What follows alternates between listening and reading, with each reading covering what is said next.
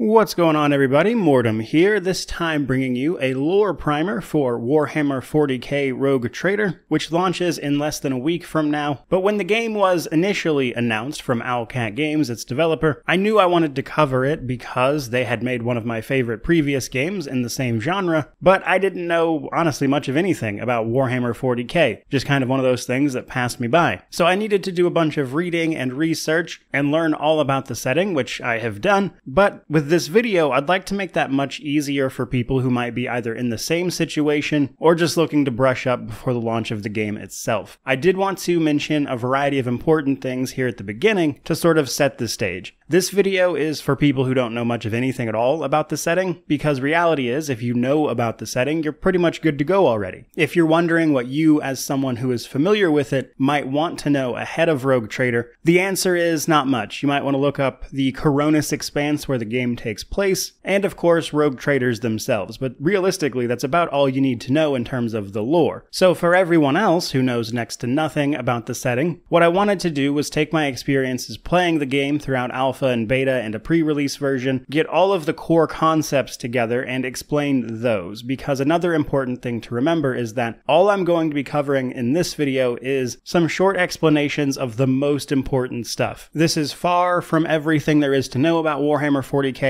there's infinitely more. This is just the stuff that is relevant to this game. And the subjects that I'm going to go over are certainly not going to be complete in my explanation, simply giving you a good idea of what they are, thus priming you to either learn more about them on your own, or simply get ready for what the game is going to throw at you so you can piece it together by yourself. With that in mind, the game does have an encyclopedia of Warhammer 40k terms and things in-game, and typically whenever a lot of these terms are used, you can mouse over them in the various text menus and see what it's got going on and what an explanation of that thing is. Which is yet another way you don't really need to be worried about learning about this game. So with that out of the way, let's dive into this a little bit farther and talk about the general setting of Warhammer 40k. What is it? What is it all about? Well, Warhammer 40k mostly centers around the Imperium of Man, its god emperor, and their many attempts, let's say, to conquer the galaxy in the face of dangerous Xenos, horrors of the warp, which is a sort of parallel dimension of chaos that all could pose existential threats to the existence of human beings. But where it gets much more interesting than that is that it's important to remember when it comes to Warhammer 40k that the entire thing is a work of satire. It is meant to be grim dark. There are no good guys. The setting is about taking things to the extreme in a way that makes both the system and the people persisting in it fundamentally broken. Because the Imperium of Man in this setting is impossibly large, and it is buckling under the weight of outdated bureaucracy, systems that do not work, all of which combines to make the cheapest resource in the Imperium life itself. Human beings are the single cheapest commodity around, which plays into that grim darkness. And while that's true of the Imperium, it's true everywhere. There are no good guys in this setting. Every faction as a whole are not out here doing good things. At the very best, they're trying to protect their own interest, which is usually also done in an incredibly brutal and warlike manner, which makes up the setting's tagline, "In the grim darkness of the far future, there is only war." But it's important to remember that within just that bare-bones concept, so much room is given to allow for stories of individuals to prosper. Because with the most recent lore, a new Imperial Regent has come into play that has actually started setting the Imperium on the track to progress, so to speak, though that doesn't come up much in this game. But even outside of grander things like that, plenty of people within the Imperium of Man could be good people, but they are living in a system that is fundamentally broken, where life is just frankly very cheap. So in spite of the fact that there might be good people around, at a zoomed out perspective, there are no good guys. But let's dig a little deeper into some of these concepts and start breaking it down from there. The Imperium of Man was once ruled by the God Emperor. However, due to the events a long time ago known as the Horus Heresy, the Emperor is now more of a corpse-like body sitting on the throne of the Empire that allows them to protect the Imperium from the threats of the warp and chaos at large. But they can no longer play an active role in the Imperium's defense as a person getting up and doing things. This is why you'll sometimes see the Emperor referred to as the Corpse Emperor, because they are no longer a person that you could just talk to. They're essentially a corpse sitting on a throne. The Emperor is still nonetheless up to a few things. For starters, using their immense psychic power to project their protection from the warp and guide navigators through the warp, which is how the Imperium travels through space to all sorts of different systems and planets. But that brings me back around to the term God Emperor. These days, the Imperium of Man worships the Emperor as a god. He is a divine being as far as the Imperium is concerned. However, that is very much so at odds with what the Emperor wanted before this happened. When the Emperor was a person up and moving around, what he wanted was to push the Imperium of Man forward with a big focus on science. This being things like pushing forward biology, which resulted in the creation of the Space Marines, which are augmented superhumans, which we'll get to, alongside technological advancements, which led to the development of void ships, which allow people to travel through the warp or the immaterium, the realm of chaos, to reach other solar systems in a relatively reasonable amount of time. But in spite of that, after the Horus Heresy, the Emperor becomes worshipped as a god, which turns the entire Imperium into this deeply religious state that is incredibly xenophobic and seeks to punish any heresy with essentially death because life is cheap. And this has resulted in the very stunted growth of the Imperium for millennia on end, which, as I mentioned, has only recently begun to change, with only very small baby steps, I might add. And this results in a lot of people living surrounded by technological wonders that they barely understand and often approach with a sort of religious fervor. Now, to really drive home the satire of the setting, even this is done in some incredibly hypocritical ways. For instance, anything that might be seen as a deviation from mankind is typically shunned, such as a mutant. However, at the very same time, navigators, which are exactly that, mutants, but they have a third eye that allows them to safely traverse the warp, or as safely as could be done, thus making them literally absolutely required for the Imperium of Man to function as it does, are made into huge houses of nobles despite technically being a thing the Imperium says it hates. And you'll find hypocritical things like that throughout the setting, which relates back to rogue traders, which we're going to get into. But first, I want to talk about the warp itself. The warp is another big aspect of Warhammer 40k because it represents the immaterium, the fear of the unknown besides just space, because the warp is made up of purely psychic energy. It's an alternate dimension made from the psychic emanations of mortal beings. Tapping into the warp via psychic powers, sometimes called sorcery or magic, is what makes psychers, people who have the ability to do just that. This is inherently dangerous because the warp is home to the chaos gods, or the ruinous powers, alongside their legions of demonic servants. So in tapping into these powers, psychers, as they're known, draw the attention of exactly that, those demons and chaos gods, who typically try to possess or control them in some way, which leads to massive deaths on a planet-wide scale, potentially even bigger sometimes, which means psychers are not something general people are overly fond of. However, psychers can be divided into sanctioned and unsanctioned. You see, in order to keep the God Emperor, or what is left of him, sustained, every day thousands of low-level psychers are brought in to contact with the Emperor and subsequently killed for their psychic energy. This is done by rounding them up all on black ships, who then ships them back to the Emperor to essentially feed on. However, this is only done to most psychers, but generally if any ability on your part is detected, you'll be rounded up by one of these black ships and shipped on. Some of them, however, are screened to become sanctioned psychers, people with the will to control their psychic ability to a degree that is useful to the Imperium, but even this is only done after subjecting them to rituals that connect them with the God Emperor that allow them to stave off the advances, so to speak, of the various forces from the warp that would try to kill them or possess them and lead to other problems. So sanctioned psychers are both pretty rare and generally feared for their space magic, whereas unsanctioned psychers are shunned and feared for their very likely and essentially inevitable fall to chaos that can lead to gigantic sweeping devastation that can literally destroy planets. But as with everything, the hypocrisy continues because the warp is essential to the Imperium at the same time. It's what they use to travel around, because this is their solution to faster than light travel. However, due to the warp being a chaotic place, the exact time it takes to get anywhere can change, what happens along the way can change, you can be waylaid by these forces, so even then it's not exactly a guarantee. This is done by using a warp drive drive on a void ship, and a navigator. Navigators are a specific subsection of mutants, like I said, that happen to have a third eye that lets them traverse the immaterium. One of which just happens to be a companion in our story, and navigators are all marked by their warp eye, or a third eye on their forehead, that allows them to perceive what is known as the Astronomicon, which is a big psychic beacon calibrated and projected by the Emperor of Mankind from their golden throne. This is what navigators look for with their third eye while traveling through the warp to navigate safely. It is technically possible to do it without this, but it is very dangerous, and this makes navigators essential to the functioning of the Imperium, which has elevated them to noble status. Now, from there, I want to talk a little bit about the powers of chaos. Truth be told, you don't need to know a ton about this specifically for this game, with the primary one being Slaanesh, because she's relevant to a few others. But the Immaterium, or the Warp, is ruled over by Chaos Gods, otherwise called the Ruinous Powers or the Dark Gods, and while not technically divine beings,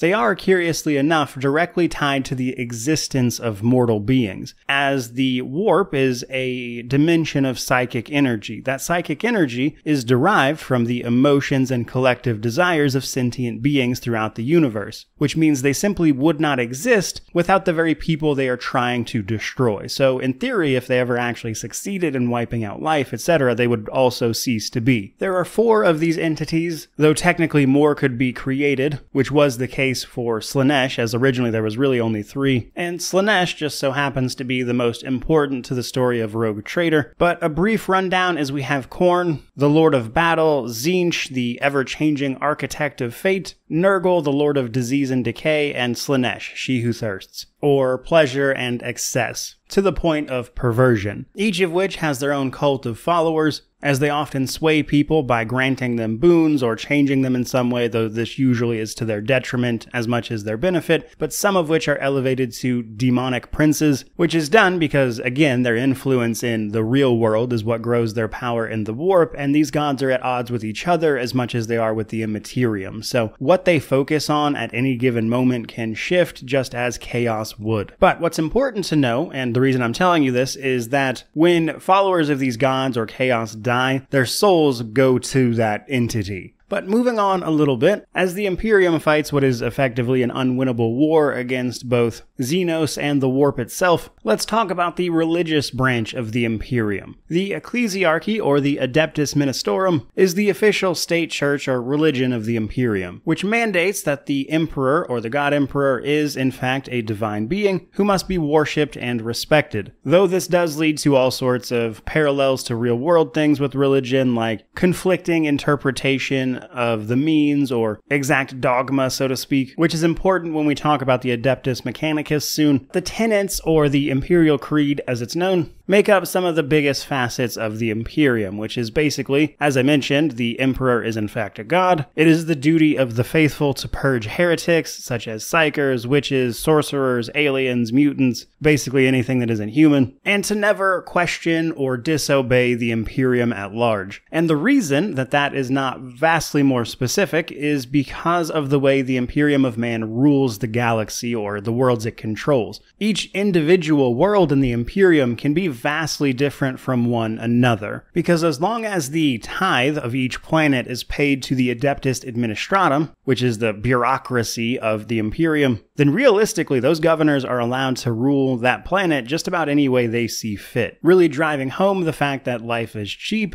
and you're expected to do what you're told when you're told outside of a very select few. Now, we're about to move on to the Inquisition, but in case anything I just said happens to intrigue you about the Adeptus Administratum, the Imperial Tithe and stuff, while it doesn't come up much in Rogue Trader, and thus I don't really want to add it to this video, the Imperium is ruled by the High Lords of Terra, which are the commanders of chosen sections of the government, so to speak, which are the Master of the Administratum, which is like the bureaucracy, the Ecclesiarch of the Ministorum, the Ecclesiarchy that we just talked about, or the Adeptus Arbites, which impose the Lex Imperialis, which is the broader system of laws governing the Imperium besides just the individual planetary laws. But again, we're not really going to dive into that here, as it just doesn't really do much for this game. But I do hope all of that has painted a picture of how fundamentally broken a lot of this system is, as it is massively inefficient and wastes tons of resources, which is, again, the point. So next up, I want to talk about the Inquisition. Technically, this is a secret arm of the Imperium outside the normal administrative hierarchy. Their job is hunting down any and all of the threats to the stability of the Imperium. This, of course, means things like chaos, heretics, mutants, rebels, aliens, the usual stuff. It's divided into 3 different arms, each with their own militant order that accompanies them, these being the Ordo Malleus, Xenos, and Hereticus. The Ordo Xenos is the one we want to talk about for Rogue Trader, as they defend the Imperium from alien threats that lie outside of their normal borders. We see a member of the Inquisition on our personal team, Heinrichs, who is a member of the Ordo Xenos. Now, the Inquisition is generally regarded with a ton of fear, like technically this is a secret organization, as they are more or less secret police. Because while what they're supposed to do is protect the Imperium from all these threats, reality is they're an organization that doesn't really answer to the typical people, which means they can largely bypass just about everyone and do what they please, as they don't even really respect the laws of the Imperium except when it benefits them. Most of them are simply going to use whatever means that they have to snuff out any perceived heresy, real or not, which usually just means they kill anyone and everyone they perceive as someone who might be a potential threat, because again, life is very cheap, and worst come to worst, they will literally wipe out an entire planet known as Exterminatus. Though while the Inquisition's methods may be over the top, the threat they are facing is very real. The warp, demons, heretics, etc. are things that are capable of showing up and wiping out entire planets on their own, again proving that no one is really the good guy here. Moving on though, next we have the Adeptus Mechanicus, or the Cult Mechanicus, Cult of the Machine, whatever you'd like to call it. These are tech priests, the people in charge of the knowledge required to maintain and construct most of the Imperium's advanced technology. While much of the Imperium is sort of drowned in ignorance and, again, just the weight of all these crushing systems that can't manage to hold themselves up, the tech priests are the ones keeping everything moving. But even this has a very religious aspect to it, as tech priests both worship the machines as well as make sure they're in functioning order. This is done through their worship of a deity they refer to as the Omnissiah. And while this might at first seem at odds with the ecclesiarchy, there is actually an agreement in place here. You see, the Mechanicus consider the Emperor of Mankind to be the living avatar of the Omnissiah. But the Mechanicus is based on Mars, which is one of their many forge worlds that they use to craft and maintain the technology of the Imperium, but the tech priests often replace and upgrade their own body parts with all sorts of machine parts, making them sort of cyborgs in many ways. And they often blend just general technology and engineer expertise with a sort of religious practice around the machinery as well. The Mechanicus, though, is incredibly important to the Imperium as a whole, because without these guys, who are pretty much the only people who understand how any machinery at all functions, building and using that technology and machinery is like this almost magical act to them. So the Mechanicus is very important, and because of that, they have a lot of leniency and, let's say, freedom that you might not expect other people to have. Basically, as long as they're keeping things running for the Imperium, they're left well enough alone, which is outlined with the Treaty of Mars, as it's known, which is what lets the Mechanicus largely act as an independent organization that doesn't really answer to any other part of the Imperium. All of that, believe it or not, is kind of just the basic outline of how the Imperium functions, how it views others. But what about you? What about rogue traders? Well, that's where things get actually interesting for this game. And you'd think I'd have started the video with this, but you know, whatever. So, rogue traders are incredibly privileged people in the Imperium of Man. You see, in order to expand the Imperium's influence, they have to, in some way, deal with things like Xenos species, as well as just chart the unknown. This is where rogue traders come in. Called such because they are granted a warrant of trade that often dates back to the Emperor himself when he was a person walking around, though new ones these days are signed usually by a High Lord of Terra in some way. But this warrant of trade establishes a noble dynasty for that rogue trader. Basically, if they die, they pass their trade empire onto a new heir. And this is how it is kept going in the vastness of space. A rogue trader's job in the Imperium of Man is to go out, chart the unknown, set up resources, colonies, explore, figure out what can be harvested, and turn all of that into a functioning trade empire. They are basically the settlers of the Imperium. As such, rogue traders are technically granted that power and privilege directly from the Emperor. Basically, as long as the rogue trader is acting in the interests of the Imperium, they are allowed to freely travel and deal with Xenos and things like that in a way that is not something any other inhabitant of the Imperium could ever expect to be allowed to do. As such,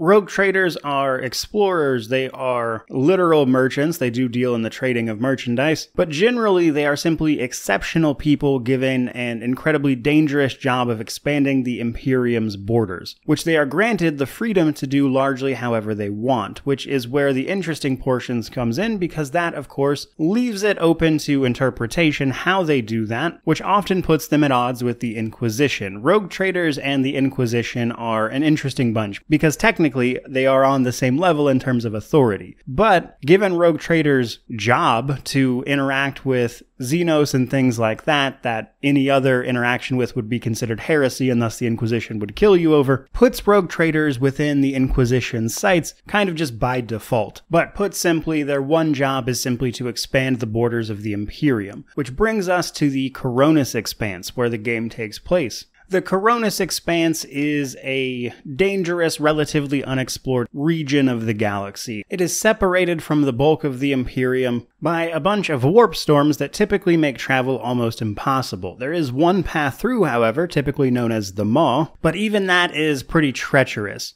This makes getting to the Coronis Expanse a bit of a hassle, which is why it is only partially explored. These days, as of the time of this game, there are a few very young colonies here, the Station of Footfall, but it is not a place that is firmly under Imperium control, which means it is also home to all sorts of dangerous Xenos, heathen worlds, and just generally unexplored things. But the area is partially settled. It's like a space frontier of sorts. Because of this, and the difficulty simply getting there, most people in the Imperium only know things that are essentially legends and myths about the area. And this is what rogue traders are doing there. As is their job, they are expected to tame this wild area and bring it firmly under Imperial control. Now, with all of that out of the way, you pretty much know, I would say, the bulk of what you need to going into this, which is what, in effect, a lore primer would be all about, but there are still a few, I would say, miscellaneous things here towards the end I want to talk about that are relevant to the game. Starting with, of course, Space Marines. No talk of Warhammer 40k would be complete without these, as they are sort of the big mascot for the series, if you will. Truth be told, Space Marines are barely human, though they serve the Imperium of Man. They are, however, superhuman, which was done through a series of genetic modification, psycho-conditioning, rigorous training. Space Marines effectively compose the armies that often save humanity from the worst threats in terms of chaos, demons, etc. They are on the front lines, often referred to as angels of humanity even. But Space Marines, despite being, again, sort of the poster child for the setting, aren't really in Rogue Trader much, but there are two that I want to call attention to, mostly because if we were here to talk about Space Marines, we'd be here all day, as there is just an endless pile of lore about them. But essentially, all you need to know for the sake of this game is that they are genetic super soldiers, and there's more lore about them than you could shake a stick at. That said, let's talk about the ones that are specifically relevant to this game, which are the Space Wolves and the Word Bearers. Now, one of your companions, Ulfar, is a Space Wolf Space Marine, or the Wolves of Fenris, as you'll sometimes hear them called, who in many ways lack a lot of, I would say, the discipline other Space Marine chapters are known for. They are often more notable for their barbarian nature, which is notable because of what is called the Curse of the Wolfen. That is to say, basically, Space Wolves are afflicted by their own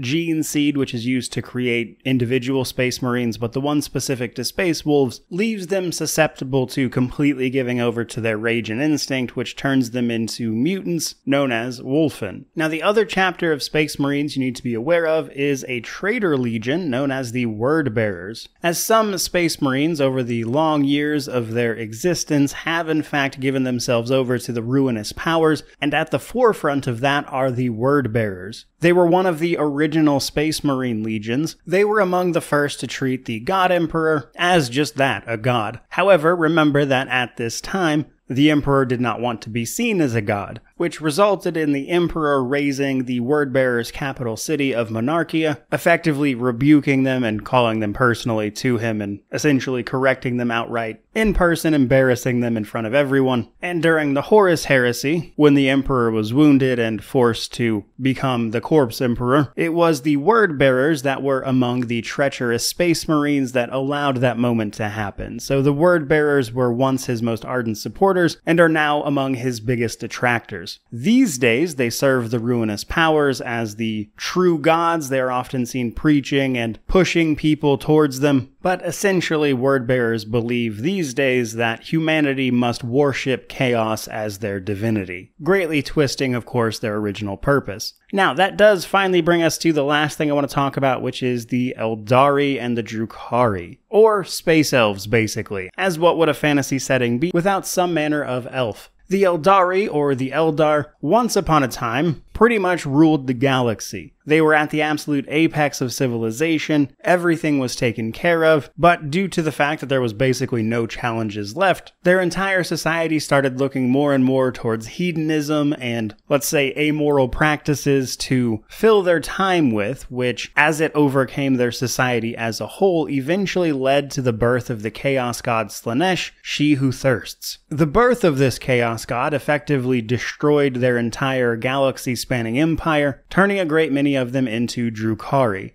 And while technically they're all one species, the Eldari are divided up into like 5 different subcultures, if you will, of which the Eldari and the Drukhari are, I would say, the most prominent and definitely the most relevant for this game. The Craftworld Eldari, as they are known, are effectively the remnants of the original species. They inhabit continent-sized starships, often referred to as Craftworlds, where they try to survive and preserve their souls against Slaanesh, as they are very prone to extreme emotions. They feel things very deeply, which makes them an excellent psyker, but also draws the attention of Slaanesh, who hungers for their souls. In order to escape that fate, Eldari carry what is called a Spirit Stone, which is a stone that traps their soul should they pass so it doesn't go to Slaanesh. That stone can then be brought back to the Craft World and join the Infinity Circuit, they call it, or basically the collection of Eldari souls within a Craft World, which prevents them from being consumed by Slaanesh, which brings us to the Drukhari. The Drukhari, or the Dark Eldar, the Drukhari, or people like them at least, were essentially the cause of the birth of Slaanesh. They were the people participating in the hedonism and all sorts of things that led to the birth of that god. And while a great many Eldari souls were stripped from them right then and there and devoured by the new Chaos God, the ones in an area called the Webway, which is a dimension kind of in between the Immaterium and the real world, if you will, were physically okay. However, they did find that their souls were slowly being siphoned away into the warp, taken by Slaanesh. They quickly found out, though, that if they made other people suffer in their place, they could stave this off, which is how the Drukhari came upon the thirst, as all of them need to feed off of the psychic energy of anguish and torment from other intelligent creatures in order to keep their souls from being drained away by Slaanesh, which leaves you with a dark and depraved race that goes about capturing live victims to then bring back and torture and maim as they see fit in order to, again, keep themselves sustained. They do this out of their great city of Khemora, which is situated in the Webway itself. And worth mentioning that you can potentially get both an Eldari and Drukhari companion in Rogue Trader, so some good stuff to know. Now, that is pretty much going to wrap up this lore primer and cover, I would say, the main topics of note specifically related to this game. But Warhammer 40k is a gigantic setting with, just decades upon decades of lore and things to get into. So while I think all of this information should set you up to pretty much enjoy and understand the game, do know that this is in fact just a primer. There are entire channels dedicated to just an insane number of hours of lore content on this setting, so if you want to find out more, it is there, and I hope this video has provided you a good jumping off point to do just that. Though, to be sure, there are a couple other topics that I deliberately left out of this video that are technically in the game, but discussing them would, I think, take away from the plot and story of the game, so I didn't think it was worth mentioning them here. But all of that said, that's pretty much going to do it for this video, so I certainly certainly hope you enjoyed it as much as I enjoyed making it. Do let me know how you feel about it down in the comment section below, which of course means to like, comment, subscribe, all that YouTube jazz. But regardless of any of that, truly, just thank you so much for watching. I really do appreciate it. May you wander in wisdom and have an amazing day.